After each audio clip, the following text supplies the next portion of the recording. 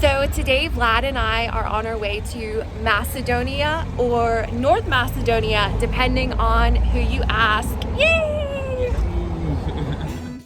Well, I guess it really depends on who you ask, because another name for this region is Verderska. Some people use this term in a condescending way, as it downplays the identity of Macedonia and emphasizes the time when this area was just a region within Yugoslavia rather than a separate nation. This is a reminder that place names aren't just labels. They also carry history, pride, and sometimes even resentment. The debate over calling this place North Macedonia versus just Macedonia has roots in a long-standing disagreement with Greece, where the northern region is also called Macedonia. For many people here, calling it just Macedonia is about asserting their identity and heritage, while others, especially in Greece, see that as a claim over their own identity. It's one of those things where a simple name says a lot about how people see themselves and their place in the world. For the purpose of this video, I will be referring to the region as North Macedonia, and specifically, Vlad and I were visiting the capital city of Skopje. We started our day trip in Sofia, Bulgaria, and to reach Skopje, we had a 4-hour ride, which also required us to bring our passports and show them when we crossed the border. Because the car ride was so long, unfortunately, that meant that our time in Skopje was quite limited. So we had a 4-hour ride to the capital city, 4 hours in the capital city, and then a 4-hour car ride back to Sofia. North Macedonia was part of Yugoslavia from 1945, when it became one of the 6 republics within the Socialist Federal Republic of Yugoslavia, until Yugoslavia's dissolution in the early 1990s. After declaring independence in 1991, it was initially recognized as the former Yugoslav Republic of Macedonia due to the naming dispute with Greece.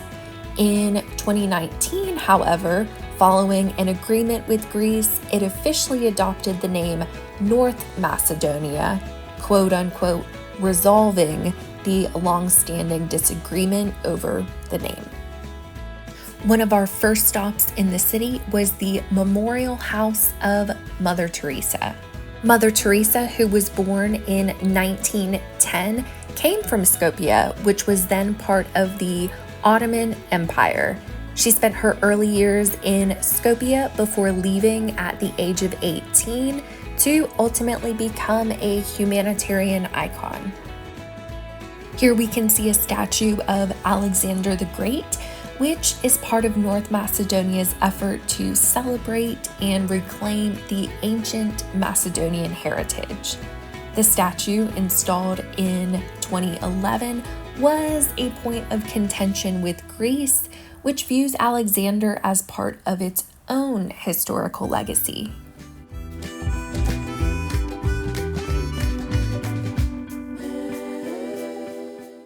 North Macedonia underwent a change to its flag in 1995, and we can see the current flag here on the right-hand side.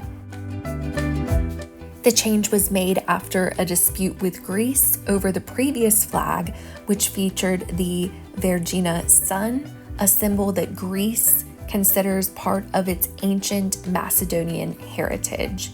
The new flag, with a stylized yellow sun with rays extending to the edges on a red background, was part of a compromise to improve relations with Greece.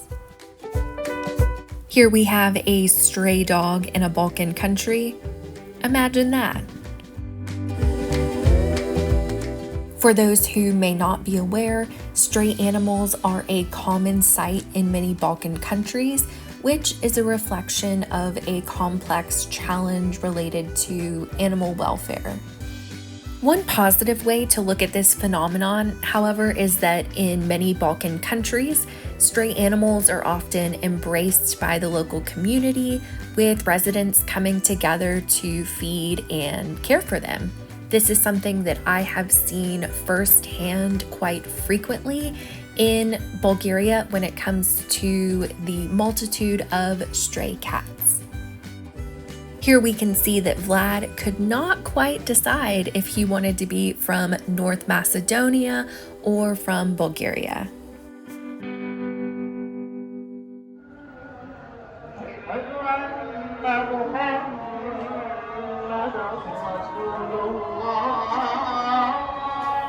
So this is something that I wanted to incorporate into this video in as respectful of a way as possible.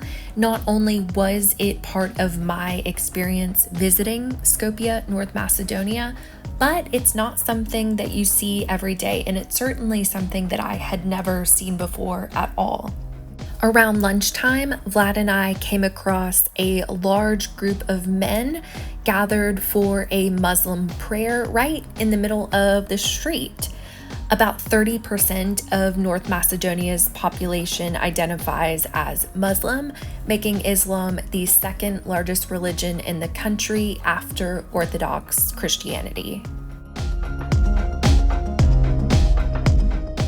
After having an absolutely delicious lunch, Vlad and I went off to do some souvenir shopping.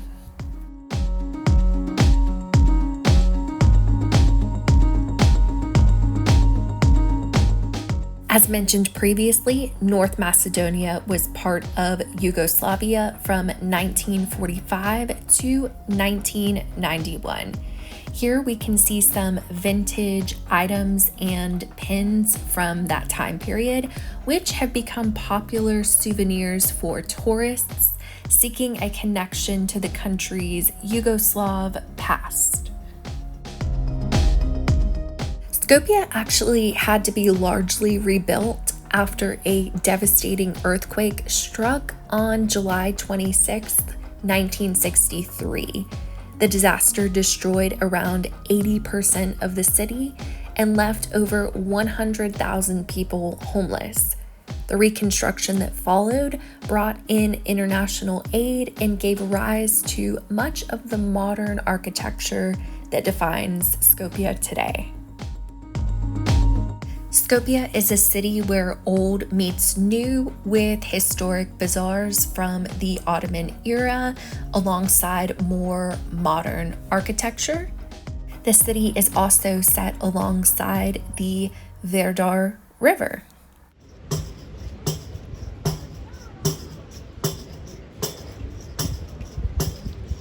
Before leaving Skopje, Vlad and I stumbled upon what must have been the most impressive Burger King I have ever seen. We didn't even go inside. This was just the outdoor dining area. Sadly, our time in Skopje, North Macedonia was quite short, but it gave us a taste of the city's rich history, and we were able to learn about its diverse cultures, unique architecture, and the long-standing name dispute with Greece.